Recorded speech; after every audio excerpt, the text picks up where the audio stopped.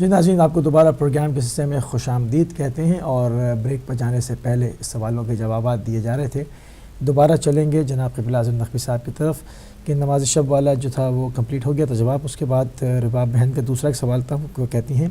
کہ فون پہ جو ہم لوگ ٹیبلٹس وغیرہ پہ اور موبائل فونز پہ آج کل قرآن پڑھتے ہیں تو وہ بیچ میں اس کا تسلسل ٹوٹ بھی جاتا ہے، تو کیا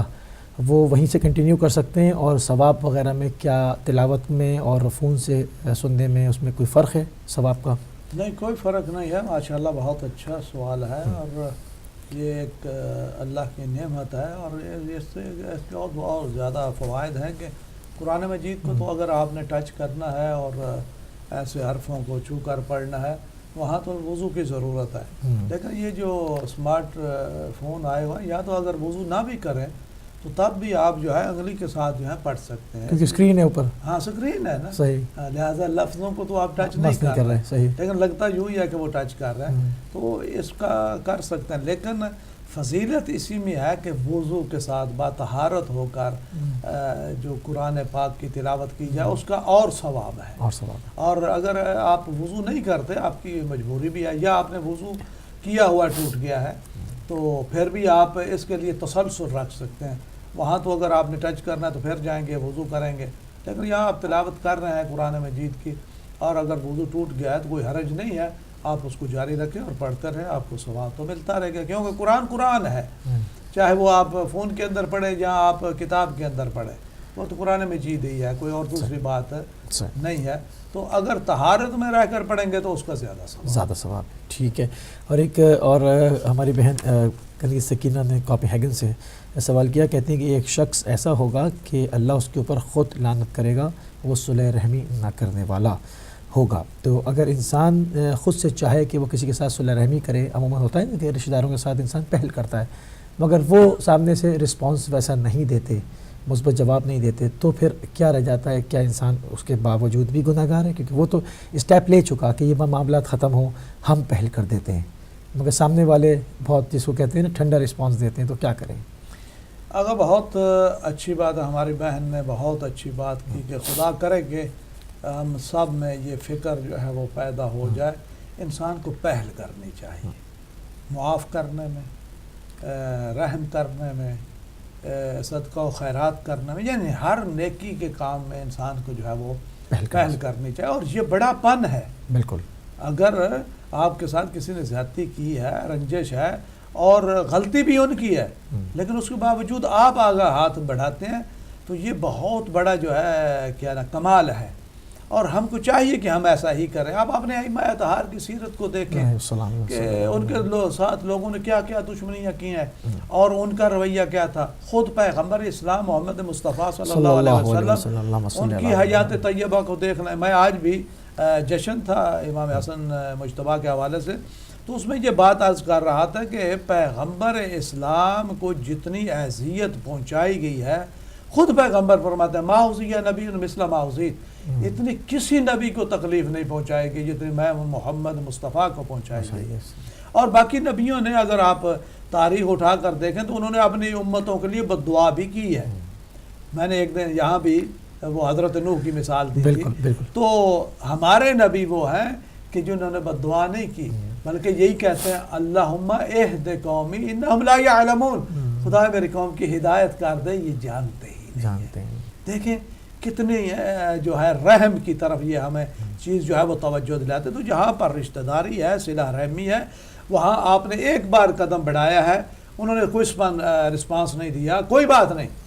آپ پھر کچھ وقت گزار کے پھر اس کی طرف توجہ، یعنی ایک دروازہ ہے، آپ اس کو جتنا کھٹکائیں گے تو آخر ایک بار وہ کھل ہی جائے گا۔ تو اس میں انسان کو یہ نہیں سوچنا چاہیے کہ میری توہین ہو رہی ہے، بلکہ آپ کا یہ قدم اللہ کو اتنا پسند ہے کہ اس کے بدلے میں نہ جانے وہ اپنی رحمت کے کتنے دروازے تمہارے لیے کھول دے گا۔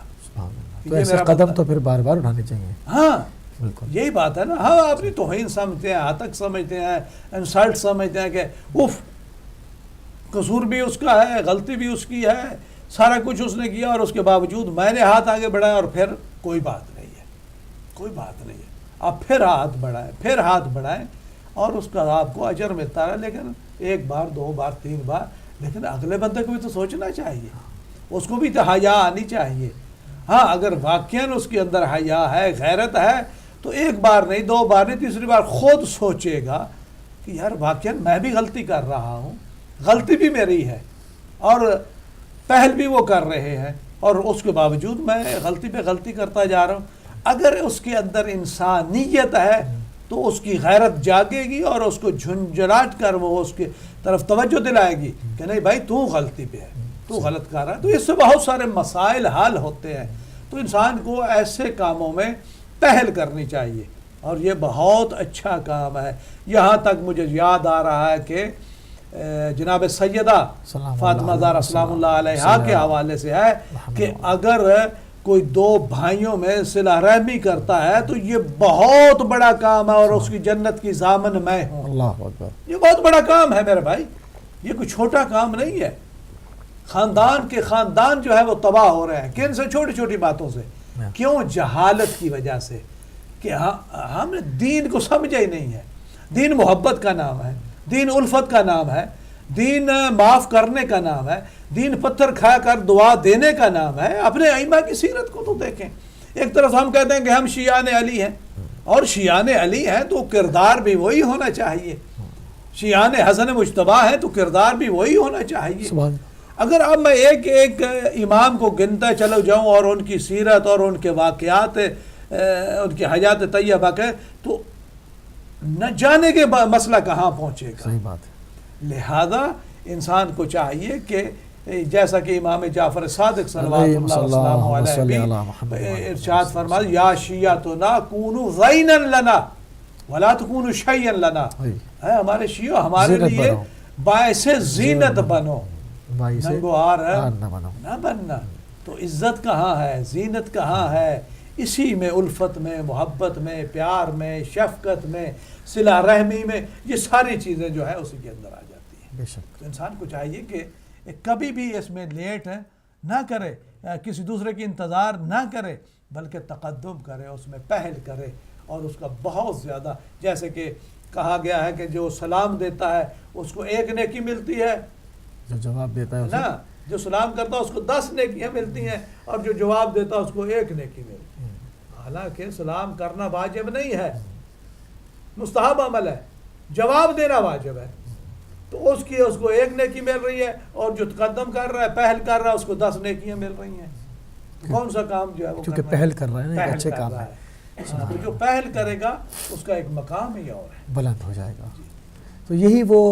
میں سمجھتا ہوں کہ مدارج ہیں انسان کے. کیونکہ دیکھیں نماز، روزہ، واجبات تو سب انجام بجا یہ تو واجبات ہیں، مگر یہ کہ اس کے اوپر جو انسان اس طرح کے سٹیپ لیتا ہے اور اپنی شخصیت کو پیش خدا خود بلند کرتا ہے، تو ایک ٹائم آتا ہوگا کہ اس کو اس نہج پہ پہنچ جاتا ہے. وہ اس بزرگی کو، اس چیزوں کو انسان پا لیتا ہے. دھیرے دھیرے کر سکتا ہے نا. مطلب بعض لوگ سوالات کرتے ہیں، ہم دیکھتے ہیں کہ لائف پروگرامز میں، کہ قبلہ کہ ہم کس طرح سے ان درجات کو پائیں. تو جیسے کہ آپ نے بھی ارشاد فرمایا، تو میں نتیجہ یہ نکالنا کہ اگر اسٹیپ بائی اسٹیپ دھیرے دھیرے چلتا رہے تو یقیناً کسی منزل پہ تو پہنچے گا. بالکل بالکل، اس میں کوئی شبہ نہیں ہے. اور انسان کو کوشش بھی کرنی چاہیے کہ وہ ایک چارٹ بنا لے اپنا زندگی کا، کہ اس نے اس میں کیا کیا کرنا ہے، اس کے فرائض کون سے ہیں، اور فرائض سے ہٹ کر وہ کون سے اعمال ہیں کہ جن کو انجام دینے سے اللہ سبحانہ و تعالیٰ انسان کی عظمت میں اضافہ کر دے. بالکل. ان چیزوں کے فرائض تو فرائض ہیں. کیونکہ دیکھیں قول تو ائمہ کے یا انبیاء کے یا نبی کریم صلی اللہ علیہ وسلم کے تمام قول ہی نایاب ہیں، بہترین. کیونکہ کلام امام الکلام، کلام الامام امام الکلام. مگر ایک قول مجھے اس میں بہت پسند ہے. نبی کریم فرماتے ہیں کہ اپنی صبح جس نے امور مسلمین سے غافل ہو گئی کی، وہ ہم میں سے نہیں. من اصبح ولم یہتم بامور المسلمین فلیس منی. پیغمبر فرمایا میرا امتی نہیں. کتنا بڑا میسج ہے کہ جو صبح کرے اور مسلمانوں کے امور میں اہتمام، مسلمانوں کے امور میں. تو مسلمان تو ایک آگے کی بات ہے، تو جو صلہ رحمی ہے، بالکل جو قریب ترین ہے. میں اس کو اکثر جو ہے وہ جب اس قول کو پڑھتا ہوں یا سوچتا ہوں تو ایک سرور، ایک کیفیت جو ہے اس کو محسوس کرتا ہوں. مطلب کیا چیز ہے، خدا کی قسم، اس کے اندر کیا لطف ہے، کیا لطافت ہے بات کے اندر، کہ تو ایک انسان صبح کر رہا ہے اور ایک ایسے اس میں کہ وہ امور مسلمین سے غافل نہ ہو تو کیا خوبصورتی، اور غافل ہو تو اس کو کیا عذاب کے، اور انسان سوچتا نہیں، برباد۔ مطلب وہ چلا ہوا ہے، ایک مشینری لائف ہے نا، دن آ رہے ہیں رات آ رہی، گزر رہی اس کی زندگی، وہ غافل ہے، لیکن اگر خوف آتا ہے کہ موت سے ٹھوکر کھائے۔ مسلمانوں کو تو مسلمان بننا چاہیے نا۔ بالکل، مسلمانوں نے اصل میں پتہ نہیں اس کی تعریف ہی نہیں سمجھی کہ مسلمان کیسے کہتے ہیں۔ پہلے اس تعریف کو سمجھے کہ جو پیغمبر نے بیان کی ہے کہ مسلمان کہتے کسے ہیں۔ المسلم من سلم المسلمون من لسان و ید، مسلمان کی تعریف پیغمبر نے یہ کیا ہے کہ جس کی زبان اور ہاتھ سے دوسرا مسلمان محفوظ رہے۔ سب سے زیادہ مسلمانوں کے ہاتھوں سے اس وقت جو ہے وہ تشدد کا شکار ہے، بڑے بڑے ٹاورز پہ سے اچھالا جا رہا ہے زندہ، اللہ اکبر کہہ کے سر کاٹے جا رہے ہیں، اللہ اکبر کہہ کے بچوں کو مارا جا رہا ہے، خون کی دریاں بہائی جا رہی ہیں، اللہ اکبر، اسلام کے قلعے فتح دیا ہے۔ یہ مسلمان نہیں ہے، ان کا اسلام کے ساتھ کوئی واسطہ نہیں، کوئی تعلق نہیں ہے، بلکہ انہوں نے ایک اسلام کا لبادہ جو ہے بہرحال خوارج ہیں، مگر ہمیں مسئلہ پتہ ہے کہاں آ رہا ہے، یہ تو طے ہے کہ خوارج ہیں، کیونکہ ان کی ساری نشانیاں جو نبی کریم نے بیان فرمائیں وہ ساری ہوئی ہیں، مگر جو معتدل علماء کے ساتھ بیٹھ کر اور ان تکوینوں کی حمایت کرتے ہیں وہ بھی انہی کے ساتھ ہے، نہیں ہے تو ان کے ساتھ، مگر افسوس والی بات یہ ہے کہ وہ ادھر کر تو نہیں رہے کام، مگر ادھر بیٹھ کر ان کی حامی بھر رہے ہیں، یہ لوگ کینسر میرے بھائی جو جس کے عمل پر راضی ہو وہ اس کے ساتھ محسوس بالکل اسی میں۔ دیکھیں ایک مچھر ہے وہ ملیریا پھیلاتا ہے، ٹھیک ہے، اور ایک وہ ہے جس کو ملیریا ہو چکا، تو جس کو ملیریا ہوا ہے اس کا تو علاج ممکن ہے، مگر جو مچھر کاٹے جا رہا ہے لوگوں کو اس کو تو ختم کرنا پڑے گا نا آپ کو، پہلے ہاں مچھر کو تو مارے ہیں نا، تو یہ جو مچھر بیٹھے ہیں بیچ میں جو کہ لوگوں کے اندر وائرس پھیلا رہے ہیں، بھائی جو تکفیری ہو گیا اس کی بھی اصلاح ہو سکتی ہے، میں سمجھتا ہوں کہ اس کو اگر سمجھائیں پیار محبت سے، اس کے اندر شعور آ جائے، بیدار ہو جائے، اور اس کو مطلب خدا کی معرفت ہو جائے، وہ سمجھ جائے، مگر یہ جو مچھر کا کام دے رہے ہیں، جو کہ ڈنگ مار مار کے لوگوں کو پوائزن کر رہے ہیں، پھیلا رہے ہیں زہر، ان کو لوگوں کو چاہیے کہ ان کا بائیک آؤٹ کریں، سب سے پہلے ان کا سدباب ہونا چاہیے، بالکل، کیونکہ یہ جو ہے نا یہ کینسر ہے امت کے لیے، سرطان الامہ ہے یہ، کہ یہ سب سے پہلے ان کا علاج ہونا چاہیے، ان کو پہلے تو کیا نام ہدایت کرنے کی کوشش کرنی چاہیے، لیکن وہ نہیں مانتے تو تھوڑا سا ان کو ڈرایا دھمکایا، جب پھر بھی نہیں مانتے تو ان کو ملک بدر کر دینا چاہیے یا ان کو سولی پہ لٹکا دینا چاہیے، بالکل، کیونکہ یہ تو اسلام کا جو ہے وہ بالکل ستیہ ناش کر رہے ہیں، مسلمانوں یہ کا فیکٹری لگائی ہوئی ہے، یہ لاکھوں لوگوں کو روز تیار کر رہے ہیں، آخر کتنے لوگوں کو مارا جائے گا، کتنے لوگوں کو جیلیں کی جائیں گی، تو اس سے بہتر ہے جو لوگ کینسر پھیلا رہے ہیں ان کو نہ ختم کیجیے، ظاہر ہے جب آپ اس کو جڑ سے نہیں پکڑیں گے بالکل، تو بیماری تو آپ کے قابو میں نہیں آئے گی، وہی، کیونکہ جب ہم اس کو پڑھتے ہیں کہ ایسے صبح ایسے عالم میں انسان صبح کرے اس میں امور مسلمین سے غافل ہو، تو وہ مجھ سے نہیں ہے، تو یہ لوگ جو ہیں یہ لوگوں کو امور مسلمین سے غافل کر رہے ہیں اور خدا کا نام لے کے، عجیب بات یہ ہے۔ بہرحال آتے ہیں اپنے ٹاپک کے اوپر، تو درد دل ہے کہیں نہ کہیں تو شیئر کرنا ہی پڑتا ہے، بہرحال خدا ہدایت دے ہم سب کو۔ تو میں عرض کر رہا تھا کہ اللہ سبحانہ وتعالی ارشاد فرما رہا ہے وَمِنَ اللَّيْلِ فَسَبِّحُ وَإِدْبَارَ النُّجُومِ، اور کچھ رات کو بھی ستاروں کے غروب ہونے کے بعد اور صبح کو بھی تسبیح کیا کرو، اللہ کی تسبیح کرو، اللہ کی تسبیح کرنے میں ہی سب کچھ ملتا ہے، اسی میں فلاح ہے، اسی میں نجات ہے، اور اسی کے ساتھ صبر بھی ملتا ہے، اس کے ساتھ مشکلات جو ہیں وہ بھی آسان ہوتی ہیں، یہ سارا کچھ جو ہے جب تک آپ جتنا بھی اللہ کے ساتھ اپنے آپ کو جوڑتے چلے جائیں گے، اللہ کی طرف متوجہ ہوتے چلے جائیں گے، اس کی بارگاہ میں زیادہ سے زیادہ، اتنے ہی آپ کے مسائل جو ہے کم ہوتے چلے جائیں۔ یقین جانیے کہ وہ ایسے میں مدد کر دیتا ہے کہ جہاں انسان کا وہم و گمان بھی نہیں ہوتا ہے، سمالا یا صرف وہ وہاں سے دے دیتا ہے، وہاں سے اس کا مسئلہ حل ہو جاتا ہے، ایک ایسا انسان آ جاتا ہے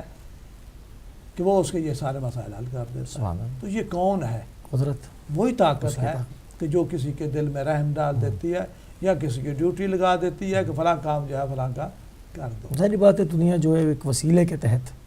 چل رہی ہے نا، تو جیسے لیکن مصیبت یہ ہے کہ یہ جو مسلمان ہے، اب مسلمانوں کا بھی کیا کہا جائے، قرآن ایک طرف تو کہتے ہیں حسبنا کتاب اللہ کہ ہمیں اللہ کی کتاب کافی ہے، اور دوسری طرف قرآن کا انکار کر رہے ہیں ببانگ دور۔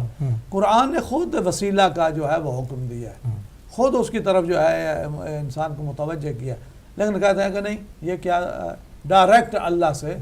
جا کر جو ہے وہ ملو۔ مجھے یہاں پر وہ رسول اللہ صلی اللہ علیہ وآلہ وسلم کی حدیث یاد آتی ہے، جیسے یہ بات ہوتی ہے نا کہ جب آپ نے فرمایا کہ میری بھی امت میں وہی سب کچھ ہوگا جو یہودیوں نے کیا، جو بنی اسرائیل میں ہوا وہی سب کچھ کریں گے، تو وہ بھی تو یہی کرتے ہیں کہ پیغمبر کو مائنس کر کے ڈائریکٹ اللہ، کہ بھئی کہاں سے پہچانا تم نے اللہ کو، نہیں تو اللہ کہاں دیکھا تم نے؟ اللہ نے تو خود بھی اپنے نبی سے کہا نا، قل ان کنتم تحبون اللہ فاتبعونی یحببکم اللہ، اگر یہ کہتے ہیں کہ ہم اللہ سے محبت کرتے ہیں تو اے میرا حبیب ان کو کہو کہ میرا اتباع کرو، یعنی اتباع رسول کرو گے تو اللہ تم سے محبت کرے گا۔ تو کوئی ایسی بات نہیں ہے کہ احسان فراموش کو کبھی کچھ ملا ہے آخر دنیا میں؟ سوال یہ پیدا ہوتا ہے نا، کیا میں جس نے پوری زندگی صرف خدا کو پہچانوانے میں لگائی، آپ اس کا اتباع نہ کریں، اس کے خاندان کو مار کے پوری دنیا میں جو ہے وہ پھیلا دیں اس کی اولاد کو، پھر اس کے بعد اس کے قبوں کے دشمن ہو جائیں اور پھر چاہیں کہ جنت میں بے حساب چلے جائیں، یہ تو دیوانے کا خواب ہے۔ میرا خیال ہے کہ یہ جہالت کا آخری مرحلہ ہے نا، اس پہ ہے جی اس پہ ہے، یعنی پیغمبر عجیب نے نہیں، پیغمبر نے خود نہیں بنایا، ان الحسن والحسین سید شباب اہل الجنہ، علیہم السلام ورحمۃ اللہ۔ کیا یہ فریقین میں موجود نہیں ہے؟ بالکل ہے۔ کیا اہل سنت کی کتابیں اٹھا کر دیکھیں، وہاں بھی یہ حدیث جو ہے وہ موجود ہے۔ آپ خدا کی قسم میں نے نیوز ایجنسیوں کے اوپر ان ناموں کے پرچموں کو ان کو جلاتے ہوئے دیکھا ہے، یوں تو انکار کر دیتے ہیں نا، کہتے نہیں ہم تو مانتے ہیں، مگر میڈیا کے کیمروں کو کہاں چھپائیں گے؟ جب موصل میں داخل ہوئے ہیں، حسینیات سے پرچم نکالیں، اس پہ صاف صاف لکھے میں آئمہ کے ناموں کو آگ لگائیے، اور نبی کریم صلی اللہ علیہ وسلم کی لسان صادق بار بار فرما رہی ہے کہ یہ دونوں جوانان جنت کے سردار ہیں جی، اور یہ اپنے کو مسلمان کہتے ہیں سو کالڈ، اور ان کے ناموں کے پرچموں کو آگے لگاتے ہیں۔ مطلب یہ دنیا کے سامنے اب کھل چکا ہے، ڈھکا چھپا نہیں ہے۔ جی الحمدللہ واضح ہو رہا ہے، اور اب جو صاحب شعور ہیں، عقل مند ہیں، وہ تو ان سے نفرت کرتے ہیں، کسی فرقے کا کیوں نہ ہو، وہ ان سے بیزاری کرتے ہیں، لیکن کچھ ہیں کہ جو عقل کے اندھے اب تک بھی موجود ہیں، جو ان کی تائید کر رہے ہیں، اصل میں وہ ایجنٹ ہیں کسی اور کے، ہیں بظاہر مسلمان ہیں، کہتے ہیں یعنی منافق، دوسرے معنی میں آپ ان کو منافق ہیں، مسلمان بھی کہنا میں سمجھتا ہوں کہ یہ توہین ہے، بلکہ وہ منافق ہیں، نہ تو ان کا اسلام کے ساتھ کوئی تعلق ہے، نہ ان کا کسی اور کے ساتھ تعلق ہے، وہ منافق ہیں، اور منافق کا درجہ جو جہنم میں ہے وہ آخری درجہ ہے، اسفل السافلین، اسفل السافلین، تو وہ ان میں سے ہیں۔ تو یہ نفاق ہے، اور یہ پیغمبر کے زمانے میں بھی تھا، پیغمبر کے زمانے میں بھی تھا، پیغمبر کا کلمہ بھی پڑھتے تھے، پیغمبر کی محفلیں بھی اٹینڈ کرتے تھے، اور جب ادھر جاتے تھے تو کہتے تھے کہ قرآن مجید کا پہلا سپارہ خلوتوں میں اپنے شیطانوں کو بھی راضی کرتے ہیں۔ جی سورہ بقرہ ہے، جی سورہ بقرہ میں ابتدا ہی میں منافقین کا بھی جو ہے وہ بےحد کھلا ہے کہ یہ کون ہے، کیسے ہیں، کیا کرتے ہیں۔ تو جب ادھر آتے ہیں تو کہتے ہیں قالوا نحن معکم، ہم تمہارے ساتھ ہیں، اور جب خلوت میں ان کے ساتھ ملاقات کرتے ہیں وہ کہتے ہیں نہیں ہم تو ان کا مذاق اڑا رہے تھے، اصل میں تو ہم تمہارے ہی ساتھ ہیں۔ اللہ یستہزی بہم ویمدہم بطغیانہم، یہ مسخرہ کیا اللہ کے ساتھ کر رہے ہیں؟ اللہ نے بھی ان کا بندوبست کر رکھا ہے، چھوڑا ہوا ان کو تھوڑی دیر کے لیے طغیانی میں، اور ڈھیل دی ہوئی ہے، اور غرق ہو لو، اور ہو لو، اور ہو لو، تاکہ کل یہ نہ کہا کہ ہمیں ٹائم ہی نہیں ملا تھا، ہمیں وقت ہی نہیں دیا گیا، ہمیں مہلت ہی نہیں ملی تھی۔ نہیں، اللہ سبحانہ و تعالیٰ جو ہے وہ انسان کو ڈھیل دیتا ہے، انسان کو مجال دیتا ہے کہ میرا بندہ ہے، غافل ہے، شاید آ جائے، لیکن کچھ ایسے ہیں کہ ختم اللہ علی قلوبہم وعلی سمعہم وعلی ابصارہم غشاوۃ، اللہ اکبر، اللہ اکبر، بڑی خوف کی منزل ہے، پھر ان کے لیے کوئی روشنی۔ بہرحال ماہ مبارک رمضان ہے، اس کی راتیں نزول رحمت سے بھری ہیں، تو ہم دعا کریں گے ان سب کے لیے کہ خدا سب کے اوپر سے مادی ان حجاباتوں کو ہٹائے، ان کو اسلام کا اصل میسج سمجھنے کی جو ہے وہ توفیق عنایت فرمائے، اور جو وہ یہ کر رہے ہیں اس سے جو ہے وہ تہی دامن کریں، اپنا ہاتھ کھینچیں اور آل محمد کے در پر آ جائیں، کیونکہ انسان کے اوپر سے پردے ہٹتے ہوئے دیر بھی نہیں لگتا جب رحمت خدا شامل ہو نا کہیں، کہ بس خدا کی ہدایت کسی کو ہو جائے، کیسے کیسے لوگ جو ہے وہ آ جاتے ہیں۔ اللہ یہدی لمن یشاء بغیر حساب، بالکل اللہ جسے چاہتا ہے وہ ہدایت کر دیتا ہے، لیکن بندے کو بھی تو چاہیے نا کہ وہ اللہ کی بارگاہ میں جائے اور گڑ گڑائے اور مانگے، اور اللہ سبحانہ وتعالیٰ کریم ذات ہے تو وہ یقیناً بالکل۔ ہمارے آخری لمحات میں چاہ رہا ہوں تو تھوڑا سا ایک حدیث بالکل اس کے بعد کہ جس کی طرف پیغمبر اسلام محمد مصطفیٰ صلی اللہ علیہ وآلہ وسلم نے حضرت علی کو جو وصیتیں کی ہیں، کیونکہ نماز تہجد کی بات ہم کر رہے تھے، تو پیغمبر اسلام نے جو وصیتیں کی ہیں امیر المومنین کو، فرماتے ہیں علیک بالصلاۃ اللیل، کہ آپ نماز تہجد جو ہے وہ ضرور پڑھا کریں، یکررها اربعا، 4 مرتبہ اس کلمے کو پیغمبر نے تکرار کیا ہے، علیک بالصلاۃ اللیل، علیک بالصلاۃ اللیل، علیک بالصلاۃ۔ اس کا مطلب یہ ہے کہ اس نماز کی بہت زیادہ اہمیت ہے۔ تو پیغمبر اسلام فرماتے ہیں کہ جب جبرائیل نے یہ میرے ساتھ ایسے گفتگو کی تو مجھے یوں محسوس ہونے لگا کہ شاید میری امت کو سونے کا وقت ہی کم ملے، لیکن یہ امت اتنی غافل ہے کہ یہ تو اپنے واجبات سے غافل ہے، یہ نماز تہجد کیا پڑھے گی، نماز تہجد کے جو فضائل ہیں وہ کیسے جو ہے یہ حاصل کرے گی، یہ تو غافل ہے۔ تو پیغمبر نے کہا یا علی ثلاث فرحات للمومن، مومن کے لیے 3 فرحت خوشیاں، وہ کب ہیں کہاں ہیں؟ پہلی خوشی فرماتے ہیں لاقی الاخوان، کہ جب وہ اپنے بھائیوں سے ملاقات کرتا ہے تو یہ مومن کی خوشی کا محل ہے۔ اور ہم نے تو دیکھا ہے بہن بھائی سے نہیں بول رہی، بھائی بہن سے نہیں، باپ بیٹا، بیٹا باپ سے، یعنی عجیب کیا کہا جائے۔ تو لاقی الاخوان، اب اخوان میں سب آ جاتے ہیں، کل مسلم اخوہ، بالکل تمام مسلمان جو ہے وہ بھائی ہیں۔ تو جب مسلمان مسلمان سے ملتا ہے تو یہ اس کے فرحت کا محل ہے، اس کی خوشی کا مقام ہے۔ دوسرا فرماتا ہے والافطار من الصیام، مومن کے لیے دوسرا کون سا خوشی کا وقت ہے کہ جب وہ اپنے روزے کو افطار کرتا ہے۔ کون سی خوشی ہے یہاں؟ خوشی یہ ہونی چاہیے سر سجدے میں رکھ کر کے پروردگار تیرا لاکھ لاکھ شکر ہے کہ جو تو نے مجھ پر فرض ادا کیا تھا میں نے اس کو پورا کیا، اب اس کا اجر دینا تیرا کام ہے، اور تیرے خزانوں میں کوئی کسی چیز کی کمی نہیں ہے۔ 2 باتیں۔ تیسری بات تہجد من آخر اللیل، مومن کا فرحت کا مقام، خوشی کا مقام تیسرا کہاں ہے کہ جب نماز شب پڑھتا ہے رات میں، سبحان اللہ سبحان اللہ، یہ اس کے لیے بہت بڑا خوشی کا مقام ہے۔ ہمیں کہاں خوشی ہوتی ہے، ہم کہاں خوشیاں بانٹتے ہیں، سوچنے کا مقام ہے ہمیں، جی سوچنے کی بات ہے، اور ہر بندہ جانتا ہے کہ ہمیں کہاں خوشی ہوتی ہے اور کہاں ہم ناراحت ہوتے ہیں۔ تو جہاں پر خوشی ہونی چاہیے اس چیز کو ڈھونڈو، اس چیز کی تلاش خوشی مناؤ۔ ہاں، اگر آپ یہاں خوش ہوں گے تو اللہ بھی خوش ہوگا نا، بے شک، اللہ بھی اصل خوشی وہی ہے، اصل تو جہاں خوشی آپ کا یہ رب ہے خوش ہو، کہ میرا رب خوش ہو جائے، سبحان اللہ، اور جس کا رب خوش ہو جائے وہ دنیا میں بھی کامیاب ہے اور آخرت میں بھی کامیاب ہے۔ بہت ہی شکریہ، بہت خوبصورت گفتگو، ہم آپ کے مشکور ہیں، ممنون ہیں کہ آپ نے اپنا قیمتی ٹائم رات کے اس پہر میں جو ہے وہ دیا، اور خدا آپ کی اس عبادت کو جو ہے وہ اپنی بارگاہ میں قبول مقبول فرمائے۔ تو ناظرین جو ہے وہ ہمارے اعدام وقت میں مزید گنجائش نہیں، گفتگو تو بہت خوبصورت ہو رہی تھی، تو پھر اس کو انشاءاللہ جو ہے وہ پھر کنٹینیو کریں گے، تو ملیں گے کل اگر زندگی رہی تو افطار و سحر کی ٹرانسمیشن میں۔ جب تک مجھے قبلہ کو اجازت دیجیے، السلام علیکم ورحمۃ اللہ وبرکاتہ۔